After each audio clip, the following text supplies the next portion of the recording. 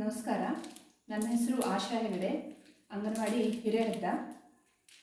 ನಾನಿವತ್ತು ಸಾರವರ್ಧಕ ಸೋಯಾ ಪೌಡರ್ನಿಂದ ಬಜ್ಜಿ ಬೋಂಡ ಅಂತ ಹೇಳ್ತಾರಲ್ಲ, ಅದನ್ನು ಹೇಗೆ ಮಾಡೋದು ಅಂತ ತೋರಿಸ್ಕೊಡ್ತೇನೆ. ಇದು ಸಾರವರ್ಧಕ ಸೋಯಾ ಹಿಟ್ಟು. ಇದು ಸ್ವಲ್ಪ ಕಡಲೆ ಹಿಟ್ಟನ್ನು ತಗೊಂಡಿದ್ದೇನೆ. ಇದೇ ಸಾರವರ್ಧಕ ಸೋಯಾ ಹಿಟ್ಟನ್ನು 1 ಕಪ್ ಅಳತೆಯಲ್ಲಿ ತಗೊಂಡಿದ್ದೇನೆ.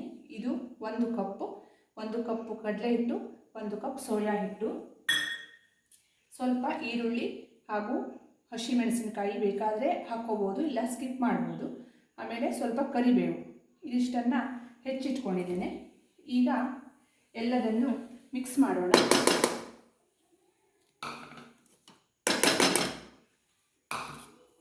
ಇದಕ್ಕೆ ಸ್ವಲ್ಪ ಈರುಳ್ಳಿ ಹೆಚ್ಚಿಟ್ಕೊಂಡಂತಹ ಈರುಳ್ಳಿ, ಆಮೇಲೆ ಕರಿಬೇವು, ಆಮೇಲೆ ಹಸಿಮೆಣಸಿನಕಾಯಿ,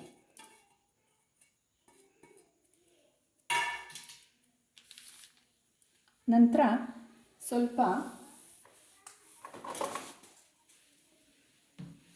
ಸ್ವಲ್ಪ ಜೀರಿಗೆಯನ್ನು ಹಾಕ್ಕೋಬೇಕು.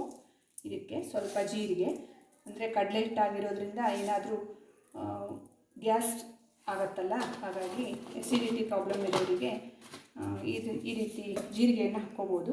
ಸ್ವಲ್ಪ ಇಂಗನ್ನು ಬೆರೆಸ್ಕೋಬೇಕು, ಚೆನ್ನಾಗಿ ಫ್ಲೇವರ್ ಚೆನ್ನಾಗಿರುತ್ತೆ.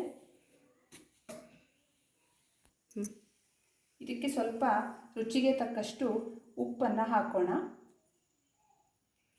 ಎಷ್ಟು ಬೇಕೋ ಅಷ್ಟು ಉಪ್ಪನ್ನು ಹಾಕ್ಕೊಳ್ಳಿ. ಆನಂತರ ನೀವು ಮನೆಯಲ್ಲಿ ತಯಾರಿಸಿಟ್ಟಂಥ ಸಾಂಬಾರು ಪೌಡ್ರ್ ಇದೆಯಲ್ಲ, ಅದನ್ನು ಸ್ವಲ್ಪ ಹಾಕ್ಕೋಬೋದು. ಇಲ್ಲಿ ನಾವು ಅಂಗನವಾಡಿಯಲ್ಲಿ ಬರುವಂಥ ಸಾಂಬಾರು ಪೌಡ್ರನ್ನೇ ನಾನು ಯೂಸ್ ಮಾಡಿದ್ದೇನೆ, ಅದನ್ನು ಹಾಕ್ಬೋದು. ನೀವು ಮನೆಯಲ್ಲಿ ತಯಾರಿಸಿಟ್ಟಂಥ ಸಾಂಬಾರು ಪೌಡ್ರನ್ನು ಕೂಡ ಇದಕ್ಕೆ ಹಾಕ್ಬೋದು. ಈಗ ಇದಕ್ಕೆ ಸ್ವಲ್ಪ ನೀರನ್ನು ಮಿಕ್ಸ್ ಮಾಡಿಬಿಟ್ಟು ನಾವು ಕಲಿಸ್ಕೊಳ್ಳೋಣ.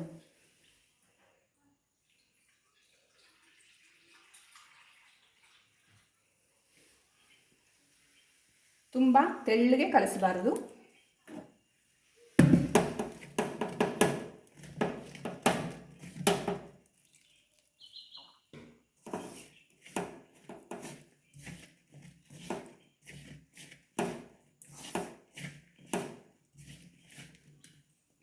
ಹೀಗೆ ಎಷ್ಟು ಬೇಕೋ ಅಷ್ಟು ನೀರನ್ನು ಮಿಕ್ಸ್ ಮಾಡಿಬಿಟ್ಟು ಕಲಿಸ್ತಾ ಹೋಗಬೇಕು.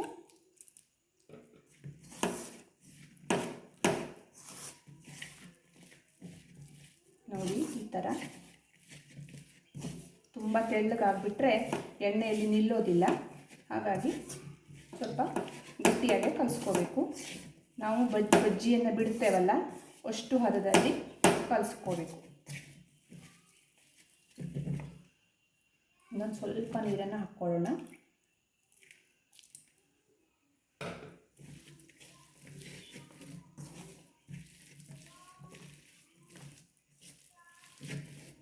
ಹಾಗೆ ಎಣ್ಣೆಯನ್ನು ಕಾಯೋಕೆ ಇಟ್ಟಿದ್ದೀನಿ. ಎಣ್ಣೆ ಚೆನ್ನಾಗಿ ಕಾದ ನಂತರ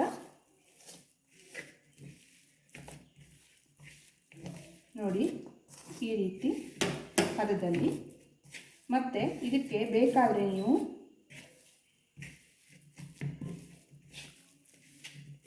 ಕೊತ್ತಂಬರಿ ಸೊಪ್ಪನ್ನು ಆ್ಯಡ್ ಮಾಡ್ಕೋಬೋದು.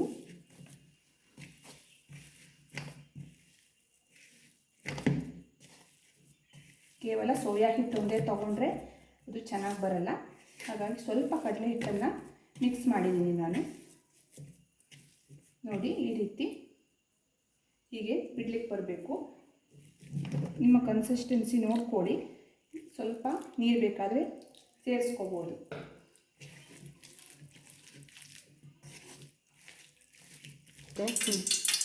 ನೋಡಿ, ಈಗ ಎಣ್ಣೆ ಚೆನ್ನಾಗಿ ಕಾದಿದೆ.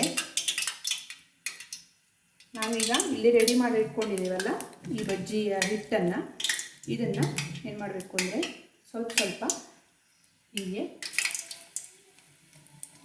ಎಣ್ಣೆಯಲ್ಲಿ ಬಿಡಬೇಕು. ತುಂಬ ಜೋರ ಫ್ಲೇಮ್, ದೊಡ್ಡ ಫ್ಲೇಮ್ ಇಟ್ಕೋಬೇಡಿ, ಲೋ ಫ್ಲೇಮಲ್ಲೇ ಕರಿಬೇಕು.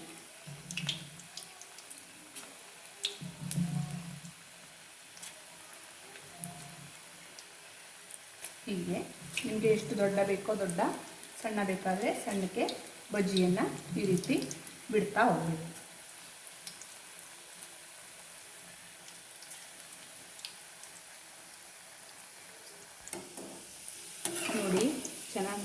ಬೆಂದಿದೆ, ಬೇಯ್ತಾ ಇದೆ.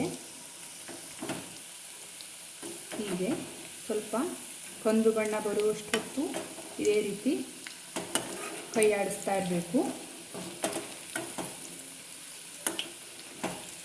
ನೋಡಿ, ಈರುಳ್ಳಿ ಎಲ್ಲ ಚೆನ್ನಾಗಿ ಬೆಂದಿದೆ.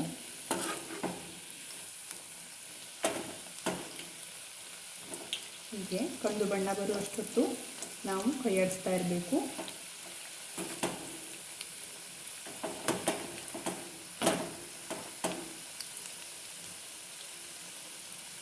ತುಂಬ ಗಟ್ಟಿಯಾಗುವಷ್ಟು ಹೊತ್ತು ಬಿಡಬಾರ್ದು. ಸ್ವಲ್ಪ ಮೆತ್ತಗಿದ್ರೆ ಮಕ್ಕಳು ಕೂಡ ಚೆನ್ನಾಗಿ ತಿಂತಾರೆ. ಈಗ ಸಾಕು, ಇದು ಆಗಿದೆ. ಇದನ್ನು ಹೀಗೆ ಪಾತ್ರೆಗೆ ಹಾಕ್ಕೊಂಡು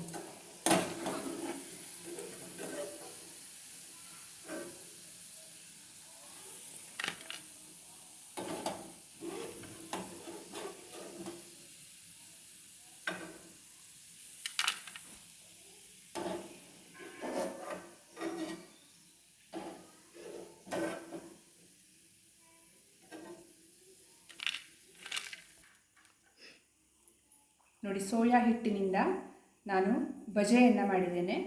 ನೀವು ಕೂಡ ಟ್ರೈ ಮಾಡಿ, ತುಂಬ ಚೆನ್ನಾಗಿರುತ್ತೆ.